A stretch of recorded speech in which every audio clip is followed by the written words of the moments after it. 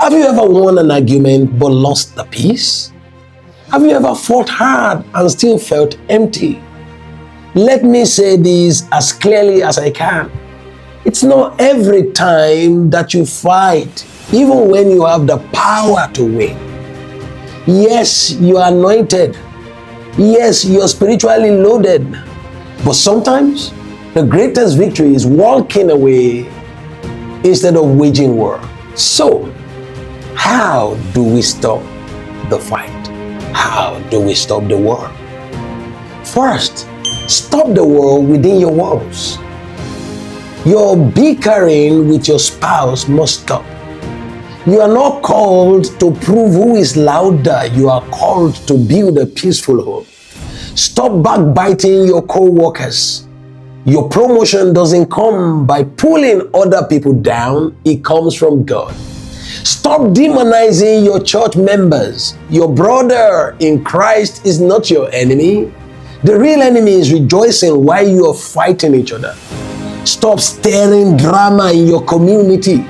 Stop fueling international conflict. Even kings must bow to wisdom.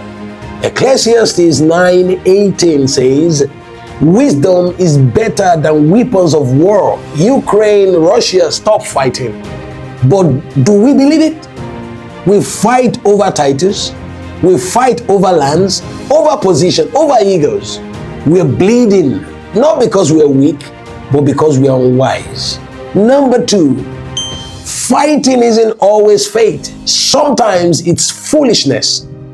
1 Samuel 16 tells us a powerful story. God sent Samuel to anoint King David.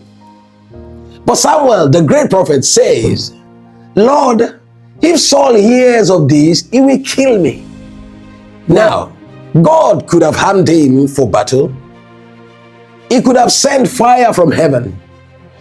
But what did God do? He gave him a heifer and a word. Take a heifer with you, God said, and say, I have come to sacrifice to the Lord. That was not a lie. It was wisdom. That was not cowardice. It was strategy. That was not retreat. It was divine restraint. Samuel didn't need to draw a sword. He needed to carry a sacrifice.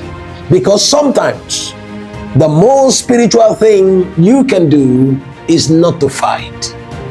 Number three, conflict is a test of wisdom, not strength. Offense will come. Misunderstanding will come. But every conflict is a wisdom test. James 3:17 says, the wisdom from above is first pure, then peaceable, gentle, willing to yield. Fighting back isn't always the high ground. Sometimes it's the low road dressed in pride. Listen, you don't always have to clap back. You don't always have to respond to critics. You don't always have to prove your point, because your peace is more powerful than your punchline. Number four, learn to sidestep offense. Jesus said in Luke 17 verse 1, offenses will come, but you don't have to take the bait. The trap is not in the offense, it's in your reaction. The moment you engage in every argument, every whisper, every tension, you're draining power from your purpose. You are better than that. You are bigger than that. You are wiser than that. Drop the weapon. Pick up wisdom. Samuel was a prophet whose word never fell to the ground. He could have declared death over Saul. He could have warred with heaven's backing. But God said, not this time. Use wisdom. Friends, hear me loud and clear. The next level of your life may not be accessed through a sword, but through strategy. This is your moment to lay down your pride and pick up peace. To silence your enemy, not with noise, but with nobility. to be known not for how hard you hit, but for how wisely you walked. Because those who walk in wisdom don't just win battles, they inherit kingdoms. God bless you.